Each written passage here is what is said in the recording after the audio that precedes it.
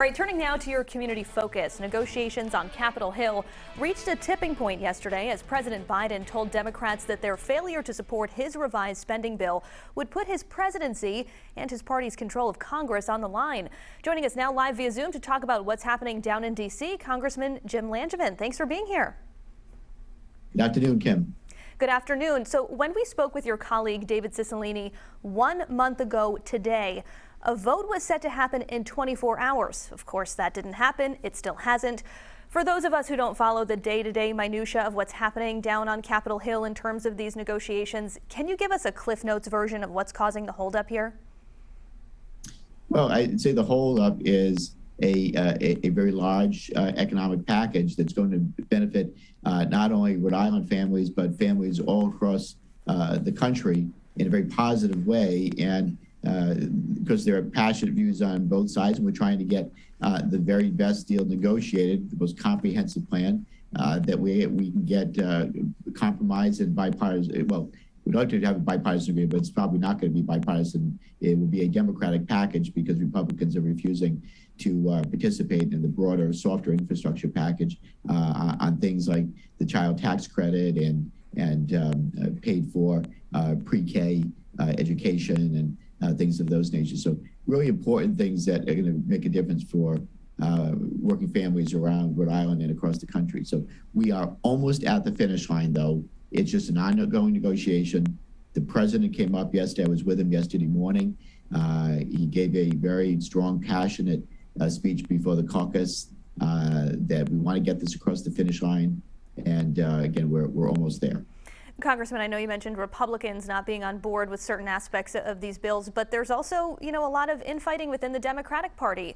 Is there frustration mounting as Democrats can't seem to agree? Yeah, we want to get the most robust package, and there are those who are interested mainly in the hard infrastructure bill, and I certainly support that. Is a bipartisan bill, by the way, that came out of the Senate, and believe it will be a bipartisan hard infrastructure bill for repairing our roads and bridges and water and sewage treatment systems, and also putting in broadband further across the country. So that one is going to pass with bipartisan support, but there are a group on the far left of our caucus that are looking for robust support and the best package in that soft infrastructure package, if you will. So those are the tax credits for things like childcare and for pre-K education, and the extended spin and child tax credit, and improving our healthcare system, among other things. So trying to get the very best bill possible. I think a vote could very well come next week. We're on the 4 or 5 yard line right now, and that's why the president came up to get us that much further so we get this across the goal line. But it's going to be a good thing for the country once it's done. I'm excited. Yeah, the president yesterday called the new framework that he unveiled a compromise. Is there anything in particular that you're disappointed didn't make the cut? Well, look, there's always, more that we can do and I want to do, but I'm focusing on the positive things that are in here. And the president said to us as a caucus, he said, if any one of these each individual things that is in the package that's really being developed right now, if we were just to pass one of those things, everyone would be cheering and be excited. But because the expectations were set so high, now where reality comes into play, where you have members of the Senate, Joe Manchin and Kristen Sinema, who don't want such a high-end number of 3.5 trillion, and it's going to be something more modest, down to just under 2 trillion, which is still significant.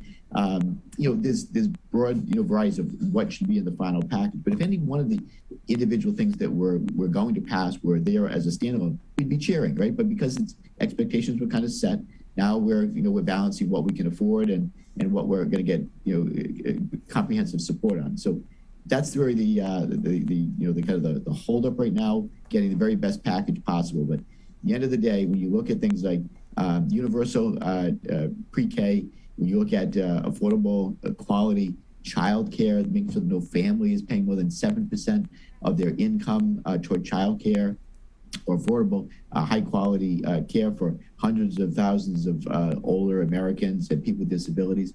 There's a lot to cheer for in this package. So I'm I'm looking forward to seeing it signed into law. Congressman Jim Langevin, that's all the time that we have, and we will hopefully be seeing a vote on this next week. Thanks so much for joining us. That's my hope as well. Thanks, Kim. Great to be with you.